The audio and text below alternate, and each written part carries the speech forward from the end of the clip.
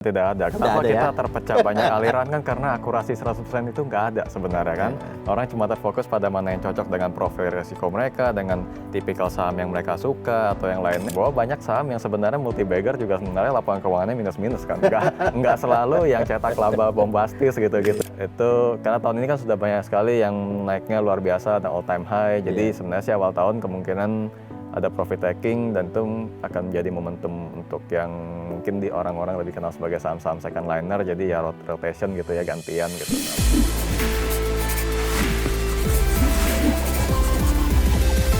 Halo Sobat The Fundamentals, jumpa lagi dengan saya Mas Sirom, pemimpin redaksi IDEX Channel dalam podcast kesayangan kita The Fundamentals. Kita tahu di pasar saham banyak cara, banyak metode yang dilakukan oleh pelaku pasar demi mendapatkan cuan di pasar saham gitu. Ada yang fundamental, ada basis teknikal, maupun ilmu-ilmu lain dalam tanda kutip demi meraih cuan. Dalam episode The Fundamentals kali ini, saya akan berbincang dengan Mas William Hartanto, founders WH Project. Selamat datang Mas William Hartanto di The Fundamentals. Terima kasih. Apa kabar? Kabar baik. Kabar baik. Mas, kalau di pasar saham ini kan banyak sekali cara, banyak sekali metode, ada yang basisnya analisa fundamental, ada yang basisnya teknikal, ada yang banyak lah pokoknya cara-cara yang bisa dilakukan gitu. Ya, banyak. Menurut Mas William, sebenarnya ada cara yang paling benar, ada cara atau gimana gitu? Cara yang paling benar sih sebenarnya tidak ada. Kenapa ada, kita ya? terpecah banyak aliran kan karena akurasi 100% itu nggak ada sebenarnya kan. Orang cuma terfokus pada mana yang cocok dengan profil risiko mereka, dengan tipikal saham yang mereka suka atau yang lainnya, dan mereka akan lanjutkan itu terus karena di market fokusnya cuma melipat gandakan aset. Jadi sebenarnya pada dasarnya metode apapun asalkan cocok dengan orangnya bisa dipakai. Makanya banyak aliran. Banyak aliran ya? Ya. Dan semuanya bisa menghasilkan cuan gitu kan? Oh jelas. Jadi nggak ada tuh apa namanya, ini yang paling benar, yang itu salah, itu nggak ada ya? Nggak ada. Tidak ada yang metode yang 100% akurat. Betul. Kalau semua 100% akurat nanti kayak semua orang ya? Ya, dan pastinya cuma pakai satu aliran doang jadinya kan. Iya. Nah, kalau Mas William alirannya apa nih? Saya menggunakan aliran atau metode yang orang kenal dengan nama bandarmologi, Pak. Apa itu? Ya, pastinya bukan metode soal perbandaran ya, tapi lebih kepada pengamatan terhadap perilaku dari pelaku pasar. Kita melihat arus dana yang keluar dan masuk di pergerakan saham itu, karena sebenarnya kan dasarnya saham itu bergerak kan karena uang dari manusia juga kan. Kita buy and sell saham, dan itu yang menggerakkan harga dan menghasilkan satu tren. Itu yang saya amatin untuk mendapatkan tren terdekat yang akan segera datang. Gitu. Jadi saya menggunakan metode ini untuk melihat saham mana yang akan segera bergerak. Terlepas itu didukung oleh fundamental atau teknikalnya atau aksi korporasinya, saya nggak terlalu masalah. Karena yang namanya momentum kadang-kadang belum sempat diberitain juga udah datang gitu kan. Belum tentu ada alasannya kita tiba-tiba ngeliat sahamnya udah naik duluan, pas kita cari beritanya belum ada dan lain-lain, dan kita bisa langsung mengerti bahwa itu terjadi karena pilihan dari pasarnya langsung. Gitu. Jadi itu yang saya pakai metodenya. Cuman memang ini lebih dikenal di publik dengan nama bandarmologi. Jadi yang diperhatikan apa? Ya, akumulasi dan distribusi dari pergerakan di sahamnya. Apakah terakumulasi atau dominasi daya beli, atau sebaliknya dominasi dari tekanan jual, itu yang saya pakai untuk memutuskan mau buy atau sell di saham tersebut. Contoh nih, kalau mau buy, gimana melihatnya? Saya akan mencari saham yang diakumulasi yang tertahan di satu harga tertentu yang menunjukkan bahwa saham tersebut tidak kita sebutnya kayak nggak dikasih turun gitu ya, terbentuk konsolidasi, dan saya akan menjadikan harga itu sebagai entry level saya, dan saya akan menunggu gitu. Ketika harga sudah mulai naik, saya akan perhatikan terus apakah sudah mulai terdistribusi atau belum, apakah sudah mulai selling pressure atau belum. Di situ saya kalau lihat ternyata masih aman nih, saya keep terus. Tapi kalau misalnya sudah mulai distribusi, oke, sudah mau berakhir trennya, saya take profit. Atau misalnya ternyata salah gitu, saya salah putusin, memang harus di cut loss, saya akan cut loss. Ternyata yang saya lakukan hanyalah mengikuti akumulasi dan distribusinya aja sebenarnya. Jadi nggak ada batasan tertentu, seumpama nih, ya udah deh, kalau udah 25% profit, saya akan profit taking gitu, nggak ada? Enggak, saya kalau dalam bandarmologi saya punya aturan begini, kalau akumulasinya di resisten, berarti akan ada resisten baru. Makanya kita terbuka dengan potensi kalau sahamnya harus all time high dan lain-lainnya, kalau memang itu masih terakumulasi terus, kita biarkan terus. Di batas-batasnya kadang-kadang emosinya kita main juga kayak nyesel gua jual kecepetan dan semacamnya gitu kan. Nah itulah kenapa saya lihat akumulasinya masih ada atau enggak. Kalau masih ada di akumulasi, saya biarin aja jalan terus harga sahamnya. Mau itu jadi multi bagger atau enggak, ya itu nanti tentukan oleh market. Gitu. Nah sekarang saya mau tanya nih, Ya. dengan metode itu pernah multi bagger nggak?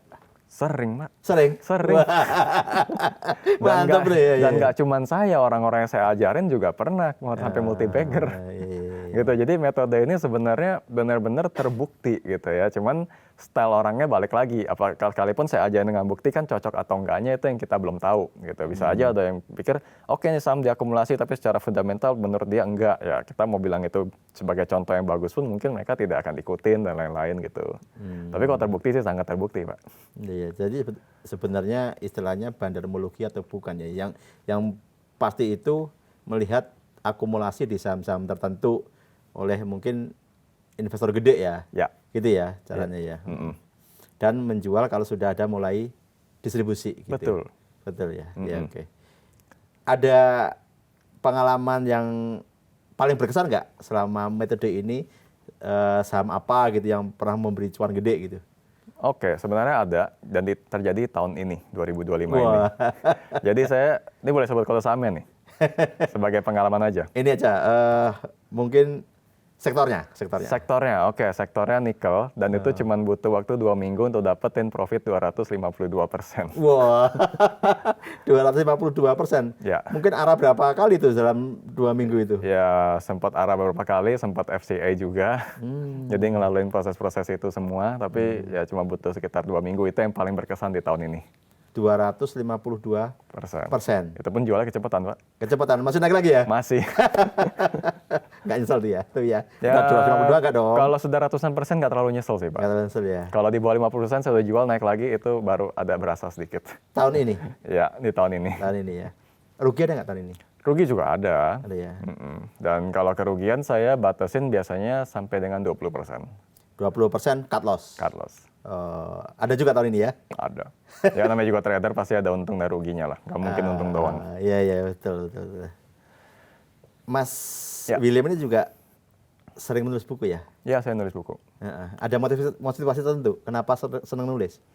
Saya cuman pengen berbagi ilmu aja untuk para generasi baru pelaku pasar Indonesia nanti. Jangan sampai nanti masuk ke market tanpa ngerti apa-apa, cuman berpikir ada orang lain. Kita tahu medsos itu tempat orang berbagi ya, bahkan pamerin pacuan juga ada. Betul. Jangan sampai ngelihat para mereka yang sukses, baik itu sukses benar atau enggak, tapi langsung nyebur pikir orang lain bisa, kenapa gua enggak, tapi enggak didasari ilmu. Nah saya pikir daripada saya ngelihat banyak cerita orang ngerugi dan lain-lain, mungkin satu hal yang bisa saya berbagi kepada masyarakat Indonesia adalah membantu mereka dengan lebih melek investasi melalui buku. Motivasi saya sih ke situ.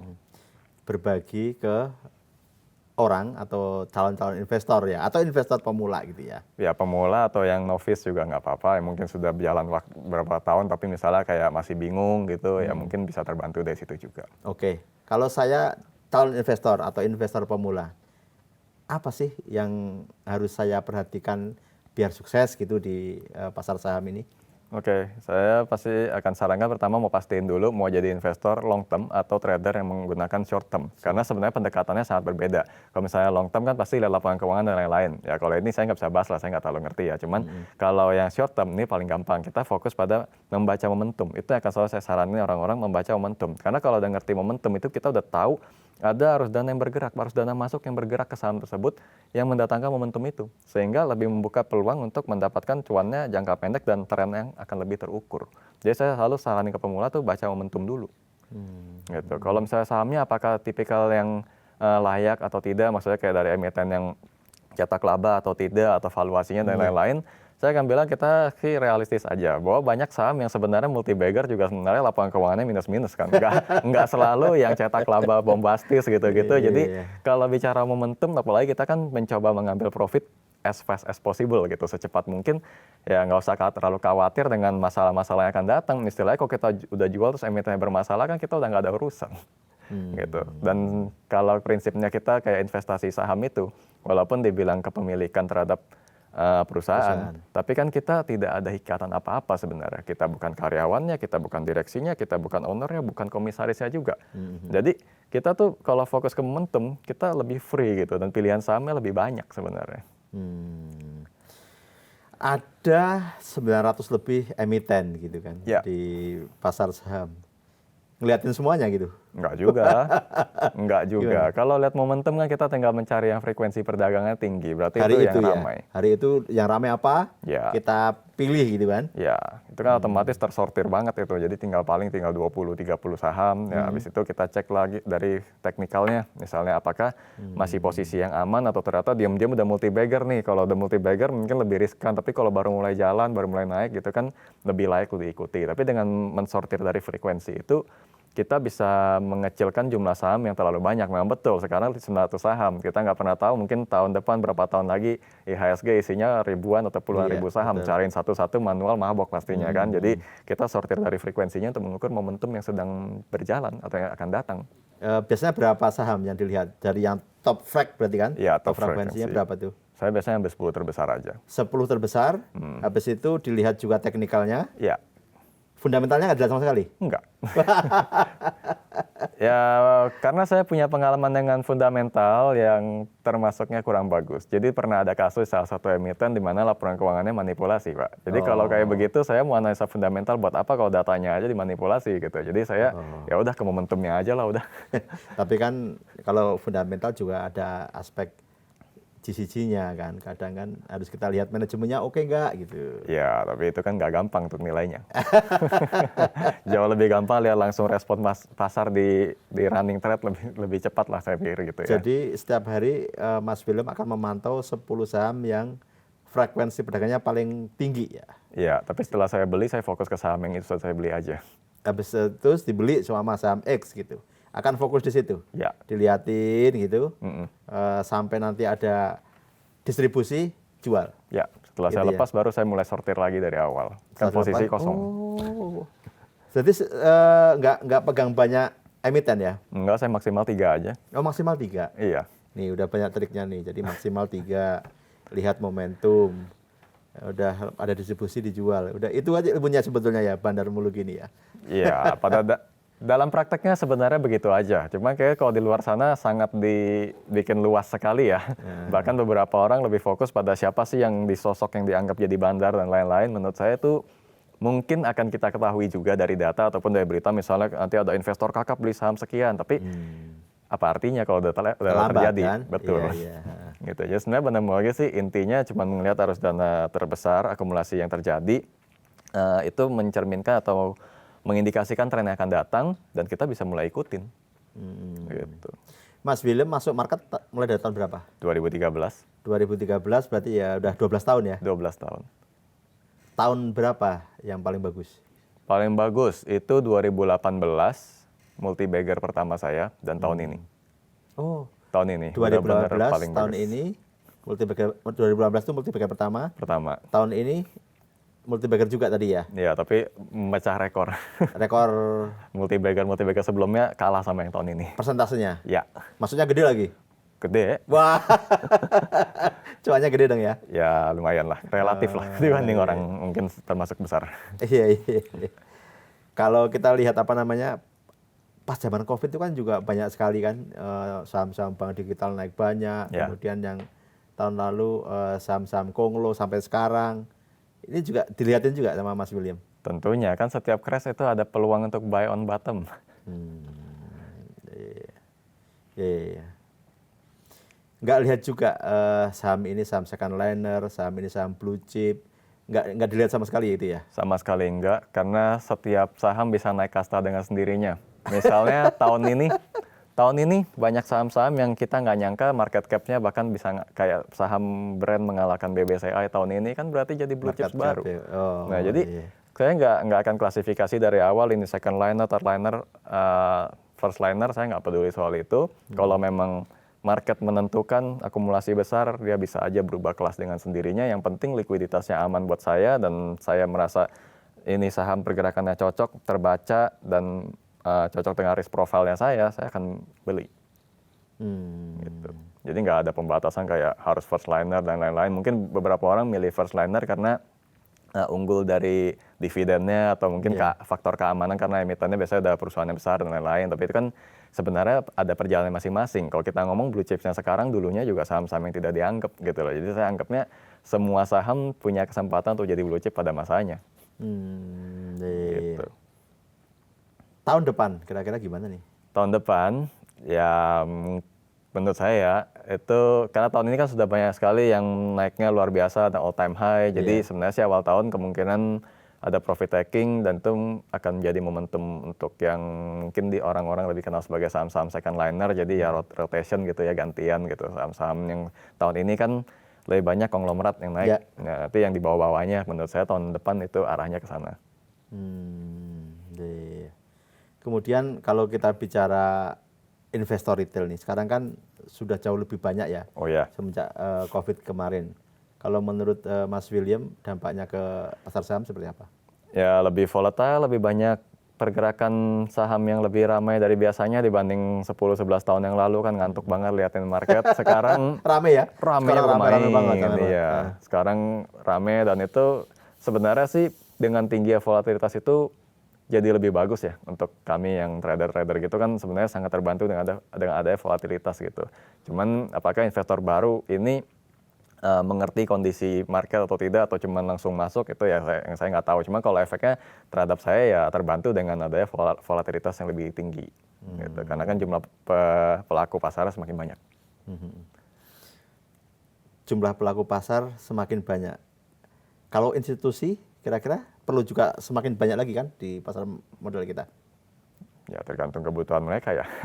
Bisa, kalau lebih banyak lebih bagus, tapi kalau misalnya enggak juga saya kira dengan yang sekarang sudah ada pun kita bisa melihat kondisi market sudah jauh lebih baik. Sekarang ini sudah jauh lebih baik ya? Ya.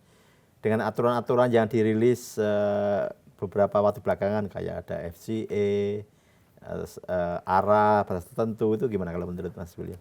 Membantu untuk beberapa kalangan ya kalau saya lihat bahkan beberapa orang lebih cepat mengalami peningkatan aset atau lebih kaya itu dari saham-saham FCA kan buka-buka auto rejection terus berhari-hari kan jadi saya juga bingung nih sekarang FCA ini jadi sarana buat cepat kaya atau jadi perlindungan jadinya kan kalau saya lihat karena saham-saham FCA itu lebih banyak yang naik dan lebih multi bagger sebenarnya.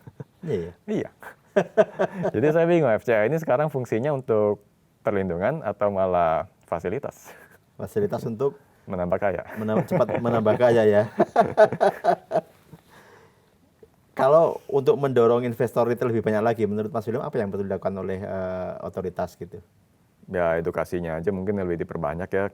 Kenapa kita mungkin seperti alasan kenapa kita sebaiknya masuk ke saham dan lain-lain karena sekarang kan sebenarnya dalam sifat dasar manusia kan untuk membuat satu keputusan mesti ada alasan yang kuat dan saham itu kan alasannya jelas ekonomi kan jadi kita bisa mengedukasi dengan memperlihatkan bagaimana pergerakan harga saham yang tepat gitu pada momentumnya atau apapun itu ya bisa dikasih faktor yang lain-lain bisa menghasilkan pertumbuhan aset kekayaan bisa meningkat mungkin itu yang edukasi yang bisa dipakai termasuk cara analisisnya yang bisa dipakai untuk membuat orang jadi lebih tertarik ke saham. Menurut saya sih itu ya. Saya melihat perilakunya dari anak-anak muda masuk ke pasar kripto soalnya. Kan lebih kepada fokusnya karena kriptonya naik mereka mau coba gitu kan. Jadi alasan ekonominya sangat kuat. Nah berarti tinggal diedukasinya aja kenapa saham bisa lebih better gitu daripada di sana. Kalau saat ini Mas William hanya fokus di saham? Fokus di saham. Di tengah banyak juga alternatif lain gitu kan? Ya. Kenapa itu? Kenapa? Karena yang paling saya kuasain ya di situ. Saya akan lebih berani pada apa yang saya kuasain dan saya mengerti. Kalau saya belum ngerti, walaupun grafiknya hijau terus, saya mungkin, walaupun sampai terpaksa banget saya masuk, gitu, itu pasti ngetes ombak doang gitu loh, kecil-kecil aja. Tapi kalau di saham saya sudah lebih paham ya, saya lebih berani dan saya akan lebih stay di sana. Karena sudah paham, sudah menguasai ilmunya. Nah ini penting juga gitu. Kalau dalam investasi ini kita mesti lebih dulu memahami ilmunya ya. Betul. Sebelum kita melakukan transaksi gitu. Mas kalau di sini di fundamental ini biasanya ada games nih. This or that namanya.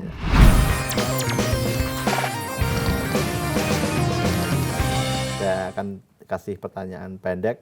Nanti Mas William coba jawab juga ya. Oke. Santai aja sambil bercanda-bercanda. Oke. Saham properti atau perbankan? Saham properti atau perbankan? Kalau saat ini ya, Saat ini properti. properti. Ya. Kenapa? Alasannya, posisi harga lebih rendah dan lebih affordable dibanding perbankan dan juga trennya perbankan saat ini lagi turun.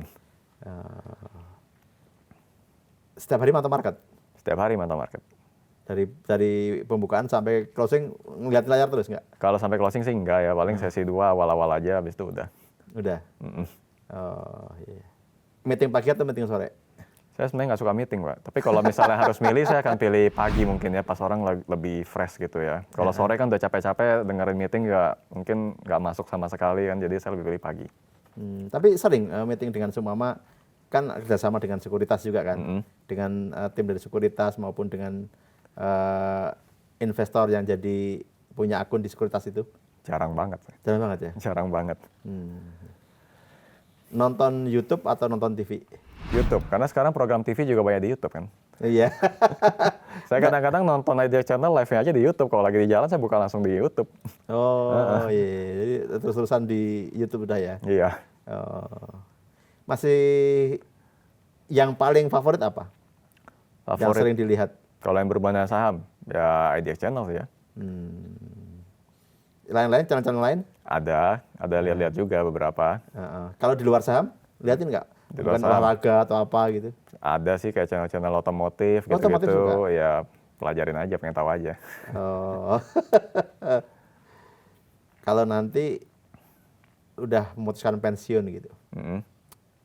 pengen hidup di kota atau di desa? Kota. Tetap kota ya? Ya, alasannya ini berhubungan dengan taraf hidup. Taraf hidup di kota lebih tinggi daripada di desa. Jadi kalau pensiun dan sanggup hidup di kota, itu keuangannya aman itu. Tapi kan trading juga bisa dari desa gitu. Di desa sinyal jelek, Pak. Sekarang. Ya sekarang. Nanti juga gitu. Iya, iya, iya. Ya kita ngomong kondisi sekarang. Iya, iya, siap. Intuisi atau logika? Logika. Logika ya. Ya. Jalan terbawa emosi gitu. Jadi sama saham ini sering cuan akhirnya jatuh cinta gitu. Lihat tanpa lihat kondisinya beli gitu enggak ya? Nggak bakalan. Enggak bakal. Nggak bakalan. Bener-bener lihat momentum ya. Ya. Jadi nggak ada jatuh cinta ke saham tertentu itu nggak ada ya? Enggak, semua saham bisa saya cobain lah. Kan ada kan orang-orang tertentu yang wah favorit saham ini. Banyak gitu. yang kayak gitu. Jadi maunya saham-saham tertentu doang, ada kategori fundamentalnya atau sektor tertentu doang, ada yang kayak gitu. Saya sih enggak. Oh, Mana yang menghasilkan ya it's okay untuk dicoba, kok atau trader juga ngikutin momentum doang. Jadi benar-benar nggak ada ke bawah hati nggak ada ya? Nggak ada. Nggak ada. Nggak ada kayak gitu. Olahraga sepeda atau lari? Lari. Rutin? Seminggu sekali. Oh, di CFD. Ya nggak CFD sih, sendiri aja. Di sekitaran rumah aja. Berapa kilo? Nggak ngitung sih, pokoknya udah capek, udah cukup. Sejam? Sejam ada. Oh, jauh juga. Tapi lari ya? Ya lari. Atau jalan cepat? Campur sih ya. Kalau udah agak capek ya saya jalan cepet. Tapi rutin ya seminggu sekali ya? Sabtu atau Minggu pasti kan? Ya asal jangan hujan aja. Ada juga yang menarik dari Mas William ini. Dulu kan profesional di salah satu sekuritas gitu kan. Ya. Akhirnya sekarang memutuskan untuk bikin sendiri di WH Project gitu. Kenapa tuh? Kenapa? Ya, jadi setelah saya berhenti kerja, saya mau terusnya apa yang saya lakukan, dan pada waktu saya kerja dulu, banyak orang yang mengatakan analisa saya membantu gitu kan. Jadi saya pikir jangan karena alasan saya sudah tidak kerja, lalu jadi putus total gitu kan. Saya lanjutkan aja dengan WH Project. Ya, jadi Sejak tahun berapa ya berdiri ya? saya sebenarnya udah bikin itu dari 2014 waktu saya masih kuliah. Masih di sana udah mulai ya? Ya, sudah jalan juga. Waktu saya sambil kerja, saya serahin ke tim saya buat bantu beberapa yang saya nggak bisa handle kalau saya lagi di kantor gitu. Kalau sekarang saya full yang pegang. Jadi WH ini ngapain aja sih? Banyak, jadi kita coba membuat artikel edukasi dan lain-lainnya. Kalau misalnya orang minta advice ya kita coba bantu. Tentu saja dengan disclaimer ya, cuma kan berdasarkan apa yang saya mengerti gitu. Jadi mungkin bisa dibilang seperti konsultan, tapi ya nggak resmi-resmi banget gitu ya. Kayak ini, fund manager. Enggak, kalau fund manager kan kelola dana, kita nggak kelola dana, sama kita sekali cuma nggak ya? kasih advice aja kalau memang diperlukan. Biasanya yang minta perorangan atau institusi? Masih banyak kan perorangan. Perorangan. Iya. Jadi saya juga bisa dong. Bisa, Mas William, saya minta dong rekomendasi saham hari ini gitu. bisa aja. Iya, tapi ada disclaimer-nya pasti dong. Pasti dong, Iya, saya sendiri aja masih bisa cut loss, masa saya kasih rekomendasi tanpa disclaimer. Iya. Satu kata tentang pasar modal Indonesia. Satu kata. Waduh, saya malah kepikiran 5 kata. Apa tuh?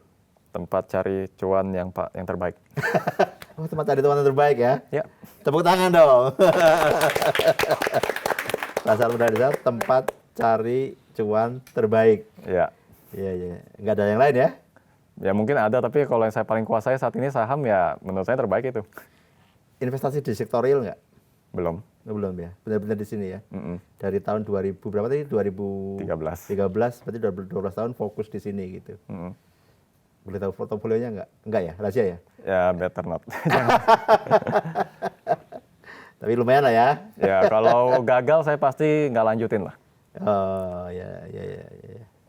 Oke, jadi itu indikasinya. Kalau gagal ya pasti nggak dilanjuti. Kalau dilanjutin berarti ya Cocok. cocok lah, ada cuannya gitu. Ya. Oke, Mas William, demikian tadi perbincangan saya dengan Mas William. Banyak sekali insight yang kita dapatkan. Semoga perbincangan ini bisa bermanfaat bagi kita semua. Terima kasih Mas William.